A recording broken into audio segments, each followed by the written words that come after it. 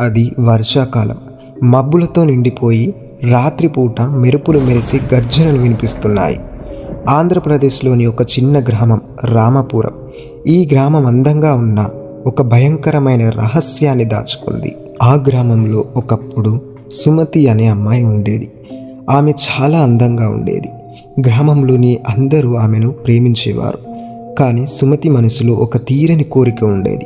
తనకు ఇష్టమైన రాజు అనే అబ్బాయిని పెళ్లి చేసుకోవడం. రాజు కూడా సుమతిని ఇష్టపడేవాడు. ఇద్దరు చిన్నప్పటి నుంచి కలిసి పెరిగారు. కానీ రాజు పేదవాడు, సుమతి తల్లిదండ్రులు మాత్రం ధనవంతులైన కుటుంబం నుంచి వచ్చారు. వాళ్ళు రాజును అంగీకరించలేదు. ఎంతగా అడిగినా సుమతి పెళ్లిని మరొక ధనవంతునితో నిశ్చయించారు. పెళ్లి రోజు దగ్గర పడుతున్న కొద్దీ సుమతి మనసు భయంతో బాధతో నిండిపోయింది.